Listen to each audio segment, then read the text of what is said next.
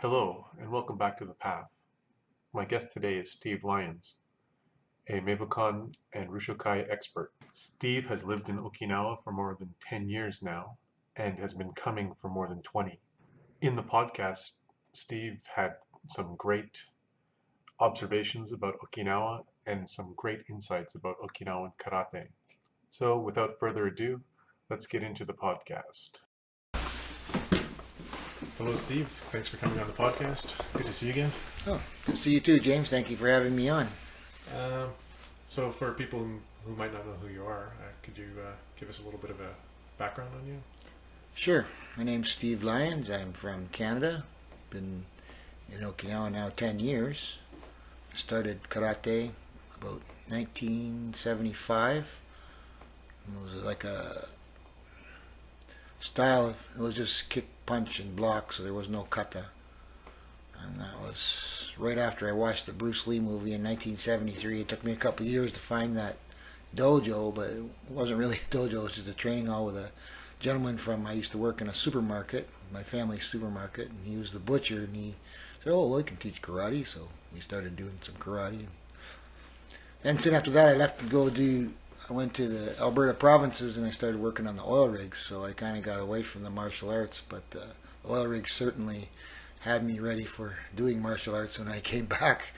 And when I came back to Ontario, I was about 24 years old, so after about 8 years in the oil rig business, the body was physical, but the mind still wasn't set yet. But I found my first dojo in Trenton, Ontario, Trenton Martial Arts Brothers, in Tracy kickboxing. So it was just more of the kickboxing. And then I worked in a few more supermarkets in different towns and bounced around and even did a little Japanese goju in Brantford, Ontario. And when I moved to the London area, the Brantford, Ontario dojo had a friend in Meibukan Goju-do. And then I went to that in London, Ontario, about 1986. And I never looked back. From that day forward, I did Meibukan for the next 20 years. So, and how was the training in that Meibukan dojo in Southern Ontario? It was great. It was, you had to do your Hojo Ondo and your Jumbi Ombo, and then you did your Kihon basics of. The part that I really liked the best was it wasn't punching in the air. You actually had an opponent in front of you, and you just do your combinations across the floor with another person. At the time, the dojo was pretty big. There was probably about 80 people that were going there. And how often and how long were the classes? The classes were 90 minutes. It was 3 times a week. But I was also working almost 50 hours a week on top of that. And it was about an hour drive to get there. But I loved it. I just loved it because like I said, I did some kickboxing before, and I did a little bit of Shorin-ryu before, and the stances were just like natural. It was like you don't step back into big stances, and the school itself, the people were pretty good. It was an interesting time for me. It really blew my mind. It was like, remember after the first class, I was like, wow, I just learned everything I learned in 6 years in one night. Maybe I come back for the second night, it'll be 12 years, but didn't quite work out like that though. That's unfortunate. So, how long before you actually picked up and came to Okinawa for the first time? I did 12 years of the Meibukan in Canada, and then when the first time I came to Okinawa was 1996, and I got to meet Meitoku Yagi. I didn't have to go looking for a dojo; they already had one here, so it was perfect. So, got to train under Meitoku Yagi every morning. And every night we trained under the both sons, Meitatsu and Meitetsu Yagi senseis. It was an interesting time.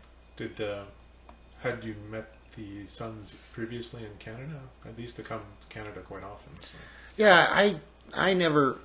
Again, I was working all the time, so I could only come to those 3 times a class, and then the weekends were especially busy for me, so I never got to come to any seminars. Oh, I see. Okay. So. What were your impressions about training at the Hombu Dojo at the Meibukan? Well, it was awesome. I mean, other than the language part, which actually both sons spoke English, but for example, in Canada, before we started kata, we'd say, "Okay, son Shin, ready, yoi. In Okinawa, it was like something, hey, yoi. Because everything was so fast. I remember that our 90-minute classes were done in 40 minutes, and then it was a little break, and then we go back at her again. So what did the training consist of when you were first here? So in the morning? Mornings would be Meitoku Yagi, and it would be, sometimes we'd do all the kata together. So we'd do all the kata, and then after that, then we'd do individual kata, and then he would give corrections, and that would usually take about 2 hours for about 4 of us. And when you trained with the sons, was that in the evening time? Yeah, that was nighttime class. Yeah, that started from usually Meitetsu's classes were from 7 till 8:30, and Meitatsu's were 7:30 till 9. At that time, Meitetsu Sensei was teaching Monday, Wednesday, Fridays, and Meitatsu Sensei was training Tuesday, Thursday, Saturdays, and Sundays. And was there much difference between the two brothers in their teaching? We used to say then, and we'll still say it now, it was like Goju. The younger one was hard, and Meitatsu Sensei was softer in the soft technique aspect of it. Personality, too. So what were your first impressions about Yagi Sensei?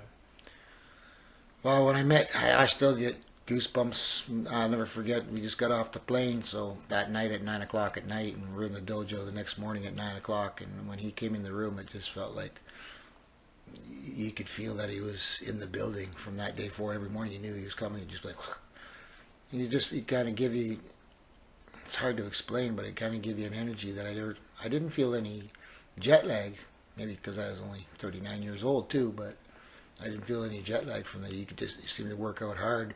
Probably think back now how hard we must have been. He did a lot of smiling, so maybe that was why. Looking at our cut, they're going, oh, how can we fix these guys? I don't know. But. And how long? You said his classes usually ran about 2 hours. Yeah, sometimes depending on how he was. He was pretty good about it. Again, and I'll never forget the first class that we had. There was 4 of us, and he was in the front of the dojo, and we came in and said, okay, go change. And then when we came back into the dojo and lined up, he had 4 scrolls, empty, big scrolls pinned to the floor on the dojo at the front. And then he just turned around and says, okay, Sanshin. And so when we started Sanshin, and by the time we were finished Sanshin, he had finished all 4 scrolls.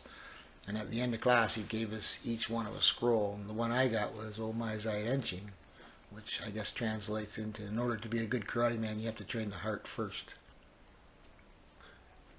And how long did you stay in Okinawa for that first? First time, 21 days. 21 days. 42 classes in 21 days. It was awesome. And then how long before you came back to Okinawa? I came every year. Since 1996, I've come every year. I eventually moved here in 2009. Okay. So a little bit over 20-some years. Yeah. And so let's move to the second trip. Is there anything? Again, after the first trip, I just loved it. And then the second trip, I guess, again, we got to see Meitoku Yagi in the mornings, and sometimes he'd call his sons in just before the end of class and have them translate so we could ask any question we wanted. And one of the questions I asked Dai Sensei was, when he was with Miyagi Chosen Sensei, you know, how was it in class then? Like, and he's like, well, the thing he said to me was that he was a taskmaster. He was kind when you weren't in class, but when you were in class, you had to really put your best effort in, or basically go away. And go away meant don't ever come back. And be simple infractions like whistling on the way to the dojo, because that means your mind wasn't set in the right way, or when he asked you to do a task, which could be as simple as moving a big stone from one side of the yard to the other side of the yard, you didn't do it with enthusiasm each and every time, you'd be like, hey, go away. So I guess that's why he didn't have very many students. And Meitoku Sensei also said that by the time he was just about, I guess, beginning of high school, so in Japan that'd be like grade 10, Miyagi Chosen Sensei told him he was going to teach him all the kata. Because before they used to only do the 3 kata. Always Sanshin was first, which only meant when you were first learning it, you only learned the footwork. Then the next you'd learn how to do the punch. And then the third would be to put it together. And when you could do Sanshin satisfactory to Miyagi Chosen Sensei's thought, then he teaches the next kata. And Meitoku's next kata was Superempe, which I thought was like, wow, you get to do the last one. But anyway, then when he taught him all the kata, I asked him how long it took him to do it to Miyagi Chosen Sensei's satisfaction. He said it took him 7 years before he could do all the kata to Miyagi Chosen Sensei's satisfaction. That's interesting. I'd never heard that story before. Meitoku Sensei was very open to us. Like, you could ask him any question about his life or karate or whatever. I have my notes that I still have. Most of them are back in Canada now, but I kept notes on all the questions that we asked him. And he was very, when you asked him, he'd always kind of like a little smile. For example, there was a picture on the dojo wall they have him and 3 other masters, ended up being masters of Goju-ryu on the wall, and they always called that the 4 fathers of the Goju-ryu. And he kind of giggled. He was like, no. He says that was because Miyagi Chosen Sensei, the newspaper, wanted that picture, so he just got on the phone and called the 4 of us that were close enough.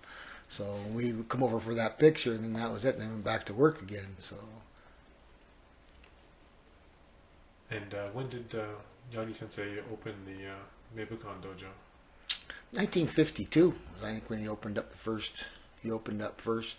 And Chojin Sensei died in 1953. Oh, okay. I was thinking 56 for some reason. Okay, so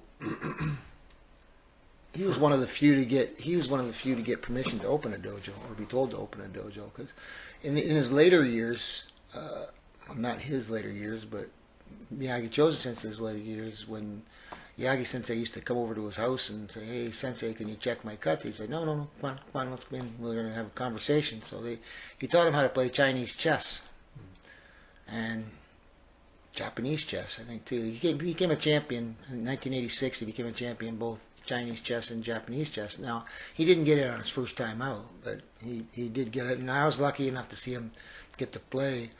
There used to be a Chinese culture center right across from the Kume dojo, and we used to, in the after morning classes, "Hey, come on over, we're going to watch this," and we get to watch him play Chinese chess. And the way he played it was interesting because, everybody else was kind of moving, and he was like, bang! And so as soon as they move, he immediately attack.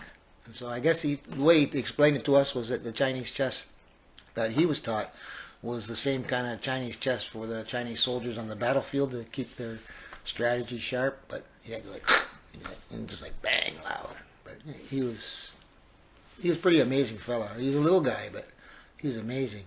You see him walking down the street with a cane, and then a little smile on his face. He opened up and, "Hey, I got like a sword in here." Just like, I believe he also played some musical instruments as well. yeah, I played the piano, as far as I know. And he told his younger son, Meitetsu Yagi Sensei, to learn how to play the shamisen so that he can be a little bit more softer, but I don't think that worked. So he came back every year for 10 or 12 years before you moved here? Yeah. And then, so you moved here in 2000? 2009. 2009. When did we first meet? It must have been a few years after that. Yes, it was. I think 2011 or something. Maybe 2012. At an old place called the Eager Beaver. Mm-hmm. So what was training like when you moved to Okinawa permanently? Was it any different than it had been when you were just visiting? Well, I wouldn't say it was any different. I always enjoyed the physical part of it, and in Meibukan we kind of have a set system of how it's taught, and how the classes usually go is pretty standard, like walking basics and then partner basics, and then when we do 2-man partner drills and 5-man partner drills, and then the 1-step sparring, the 2-step sparring, and then you do all your kata at the end of that. And that usually takes up all the time. And then sometimes when I moved here, I got to see a little bit more variety of class. It was like, oh, it was interesting. Like some nights that, depending on the mood of the sensei, we'd maybe do all that stuff, and then we'd have some little time left over. We'd do individual kata, then he'd make corrections again, which was interesting for me. But when I first got here in 2009, it would be October 2009 I got here, and then maybe 2 months after that, Meitaku Sensei decided he was going to retire from doing active teaching, maybe just for seminars and stuff, but Akihito now was going to be the boss. And things changed quite a bit there. We kind of got off. We didn't really do the same things that we always did, but it was okay. Well, I have to stick with the young guy and see what's happening. And then after maybe 2 years, it was like I was getting kind of frustrated because we weren't even like finishing the kata, or we weren't going into any kind of detailers or whatever. And I just thought to myself, wow, I might have to find something else. And then, I met a gentleman named James East. Says, hey, I do Goju-ryu too. And that's when a turning point came for me. I had to make a decision whether I'm going to stick with something I've been doing for 25 years out of blind loyalty, or think of myself once in a while and just go with a new flavor. So I switched to Sana Shigetoshi Sensei, and I'll never regret that decision. Best decision I ever made. So there was a switch to the Ryusyokai from the Meibukan. For people who don't know, that Senao Sensei was part of the Meibukan for many years. So, when did you start doing Kobudo with Yogi Sensei in the morning? About the same time as I arrived here in 2009.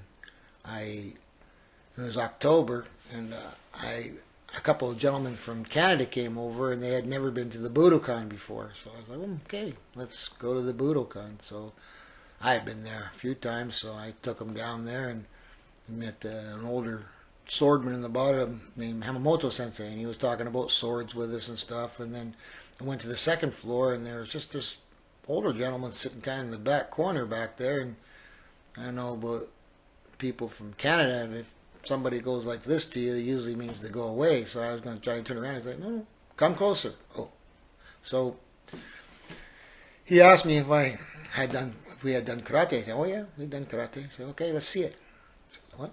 Let's see it. So the other guy's like, oh good, Steve will take care of that. So okay, I did Superempe, and then he was like, yeah, that's nice movie star stuff. Okay, I didn't know how to take that as good or bad, but anyway. Then he asked me, hey, do you want to do Kobudo? And I said, yeah, I've never done it before, so sure, I'll give it a try. He says, okay, how long are you going to be here for? Before I got a chance to answer, the other two gentlemen with me were going to be here for 10 days. He says, okay, come every day for the next 10 days. So we did. And at the end of 10 days, my wife she's a school teacher here, so she had that day off. So I brought her down to the Budokan to explain to Yogi Sensei that I'm going to be here for, I don't know how long, but I was hoping forever. But anyway, to explain that maybe if he would still teach me, that would be pretty cool, because it was, to me, it was a really enhanced my karate, because of his ideas really opened my mind to like, and how to change your body different. So because the Goju-ryu I've been pretty comfortable in for a long time, so when you go into Kobudo, your body's not used to doing what the new demands were asked to be doing. I mean, I always liked the Kobudo because you're always hitting the bow on your arms, so your arms are always getting nice and conditioned, like from Kotiki Tai or Kakite. So for me, it was a progressive step again. And Yogi Sensei is usually pretty open about people coming to train with him if they're coming just for... So if people are interested in training with him, they can basically just show up at the... Just show up. Yeah. You want to come down to the Budokan anytime from 9 a.m. till noon, Monday, Wednesday, Fridays. He's always there, usually on the second floor. He's pretty easy to meet. Not so easy to please, but he's pretty easy to meet. And yeah, it doesn't matter if he's got any experience or not, it doesn't matter. He's totally open to teaching new people, no problem. And you were saying you felt that the Kobudo was a nice complement to your karate? Right. Actually, the Kobudo, maybe because Yogi Sensei is Weichido too. So because he's Weichido and Goju-ryu are to me, in my mind, are kind of like cousins. So we do have sanshin. A lot of our katas are the same, other than they do with open hand stuff. But in complements of the Kobudo, when you do a strike with a bow, you're still turning your fist like you would you do a punch. I mean, everything's almost exactly the same. The stances are the same. The ideas are the same. To me, anyway. So, so you've been training with Yogi Sensei for quite some time now, I think, right? Yeah, 9 years, coming up on 10 years. That's great that you could have that prolonged contact with him for over years and years. Most people only get the chance to come a few weeks a year. Exactly. Yeah. So, what weapons did you train with Yogi Sensei? Well, obviously the first ones he taught me was the bow, and then the next one's the sai, and the next one's the tunfa, the next one's the nunchaku, the next one's the eku, the next one's the jo, the next one's the nuti. The jo is not typically considered an Okinawan weapon, if I'm correct. You're correct. That's right. This is Yogi Sensei made this one himself. Oh, okay. So Yogi Sensei modified these katas from the way they were. I would say it's almost like it's traditional per se is traditional. It's still the same names as it, but the techniques inside aren't the same. But I always like Yogi Sensei because it's not like do it because I say to do it. Just do it because this is why we're doing it like this. And so he'll say, strike at him, and he'll block it. And you say, oh. There's a lot of for me, it was like a lot of the little light bulbs going, oh, that seems pretty simple. And then if you relate it to your karate, it's like, oh, that would work in that too. So it's interesting.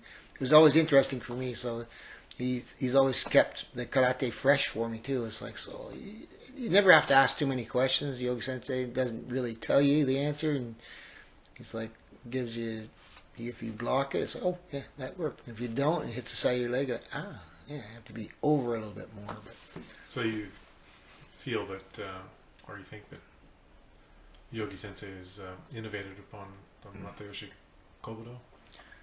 Yes, but Yogi Sensei again isn't the kind of person to say, stand up and say, hey, I did it like this, or I did it like that, I changed like this. He's like, he tells us all the time, look around. If you see something that you think is good, then take that and put it inside yourself. So he's only given us a guideline. He's given us guidelines, and then it's up to us. What I like about him too is he says, I'm number 10 teacher, because he feels that if he's number 1, then you can never pass him. But if he's number 10, then you have a chance to surpass your teacher. But if he's number 1, you won't.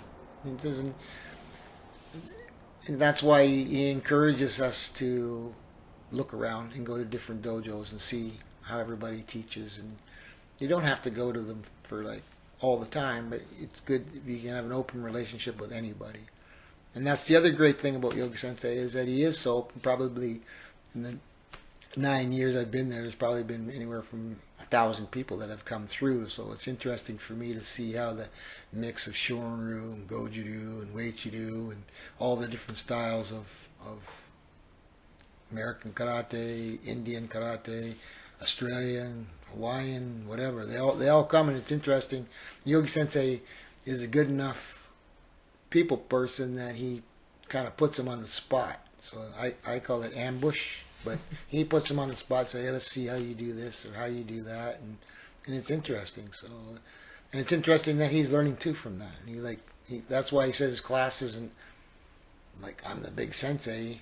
This is more like research. We're doing research together, but still, you have to do it a certain way, and he's interesting.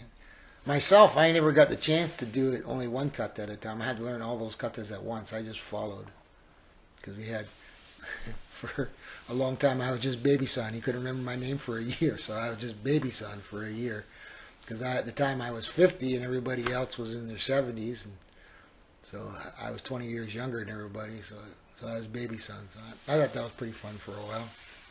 I think the really nice thing about Yogi Sensei's classes is that they're in the morning, so it doesn't interfere with any other training that you might have planned in the evening. Exactly. Yeah, exactly.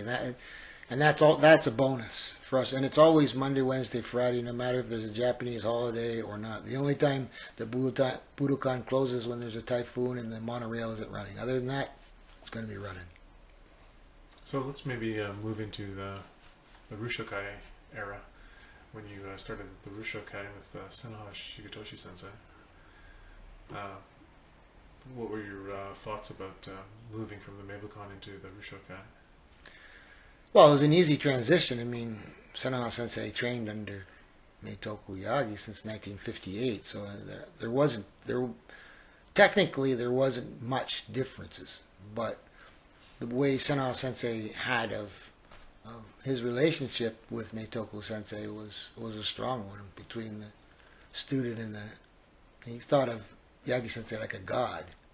So it was interesting because when I remember the first 6 months or 8 months we were doing the kata, he's like, no, not like that, like this. This is the way Yagi Sensei taught it, like this. So for me it was like, I remembered when I first went to Yagi Sensei, Meitoku Sensei, and then the sons, everybody does, this karate is supposed to be for yourself. It's not just in a box. It has to be your own. So, the father and the sons are different, and the two sons are different.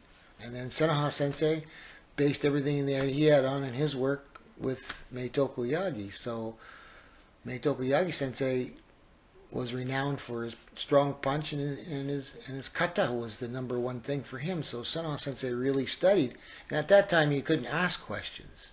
And that was probably the other big thing for me was Senha Sensei was open, and still to this day open for any question. You have a question, Sensei, I have a question, and if he knows the answer, he'll tell you. I was always told in the Meibukan that, hey, practice hard and the questions will be answered instead of it. So a lot of when I moved to Ryusyokai, I was like, a lot of the little questions I had were like, that's pretty simple. Yeah, okay. And that was the other thing that I liked about Senha Sensei. He said right from the beginning, karate is supposed to be simple. Oh. So anytime you get into all this kind of movement and stuff, it won't work. But you just block, bang, that's it, over. I like that. My impression is that Senha Sensei seemed to do more makiwara work than the other Meibukan schools, but that was just my impression. Would you agree with that or disagree with it? Well, I would think so, but I seen it at the Meibukan before. Of course, I had some of the senpais in the dojo. Again, we're mostly from Meitoku Yagi since childhood, so yeah, you can see basically anything Senha Sensei does to this day was from Meitoku Yagi Sensei, so I can tell which ones are Meitoku Yagi Sensei's students because they're all tough guys. Every single one of them was tough guys.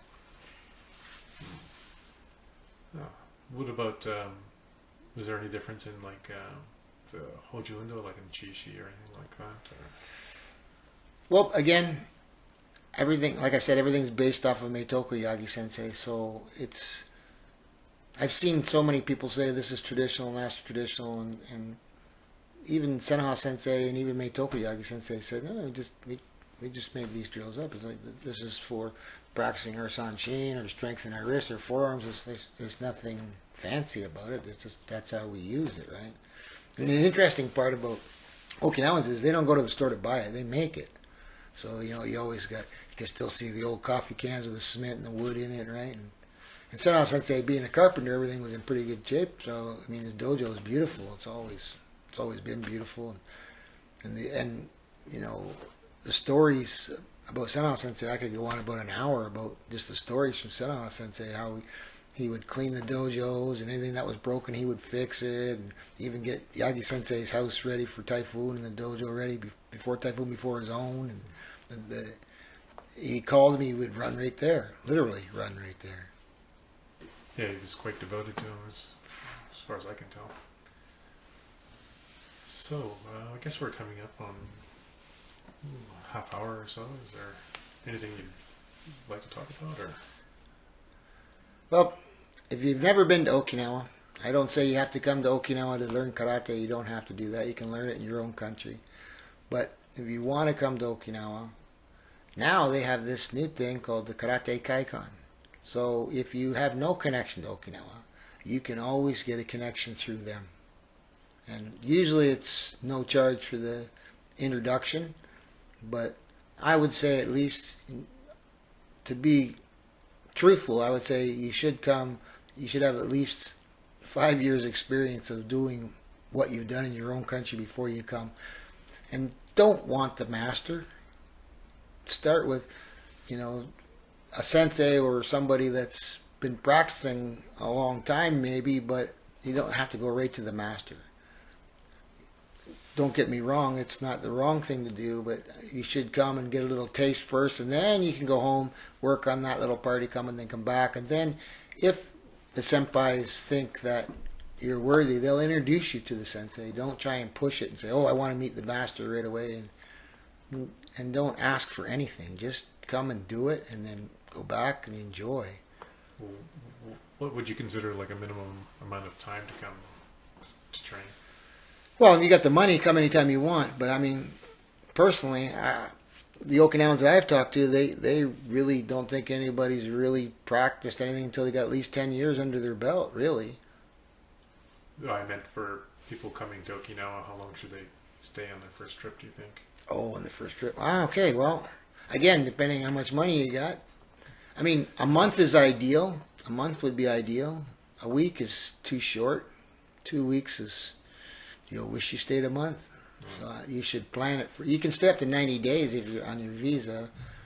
But I personally, I always liked a month, just because by the time you get into the groove of the class and by the groove of stuff, then you got to go home. So if you got a month, you're getting in there, and of course it depends on which dojo you go to. Some senseis like to check you physically too, like maybe leg kicks and a lot of arm bashing and stuff the first trip through. Maybe more than that first couple trips through. But if you have a connection, then all the power to you. But yeah, the Karate Kaikon is a nice resource. Karate Kaikon's perfect for it. Well, thank you for showing up today, Steve, and helping me out with this podcast. You're welcome, James. Anytime. Thank you, sir. Yeah, okay. See you. Bye.